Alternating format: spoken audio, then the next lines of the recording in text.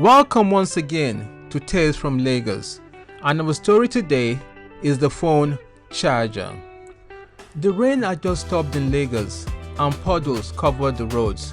Traffic crawled slowly through Oshodi, and 21-year-old Chinedu sat beside a small wooden table selling phone chargers.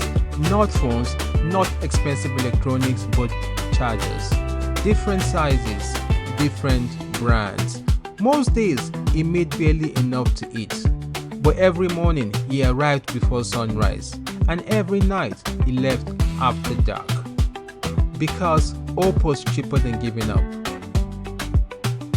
Original charger, fast charger. Original charger, make now buy. He shouted the same words hundreds of times each day. And most people ignored him. Some bargained aggressively and others promised to return and never did. Business was tough, very tough. But still, Chinedu smiled and customers always remembered smiles. One afternoon, a luxury SUV stopped nearby and a young woman stepped out looking frustrated. "My phone is dead," she said. Chinedu held up a charger. "This one will work." She looked doubtful. "Are you sure?" 100%, said Chinedu, and she bought it, plugged it into a power bank, and the phone immediately came alive. The woman smiled. "You saved me." Chinedu laughed. "That's my business." Neither of them knew that simple conversation would change everything.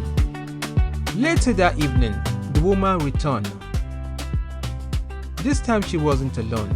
She arrived with two men carrying cameras. Chinedu looked confused. Did the charger not work?" The woman laughed. "No." She pointed the camera towards them. "I'm making a documentary about young entrepreneurs in Lagos."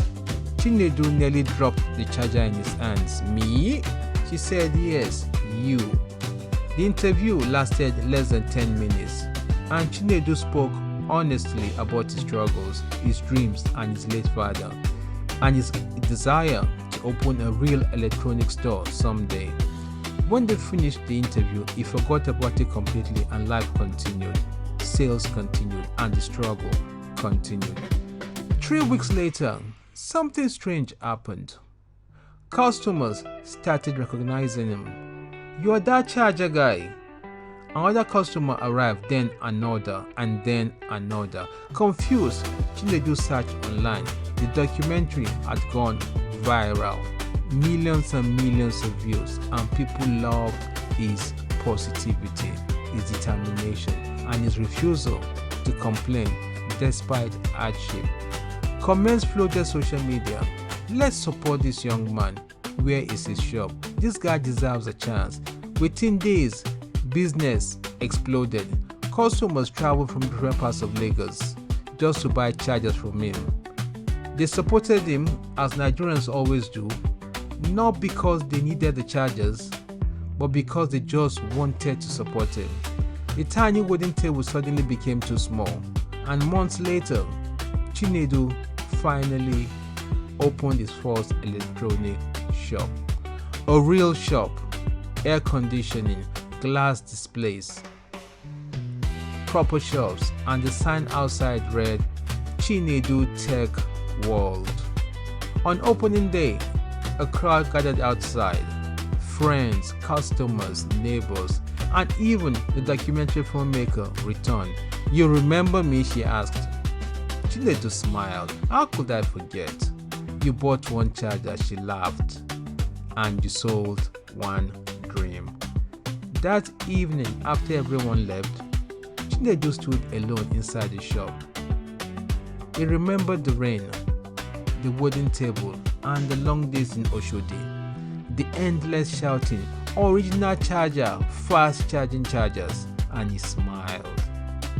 Because sometimes success doesn't arrive through a miracle.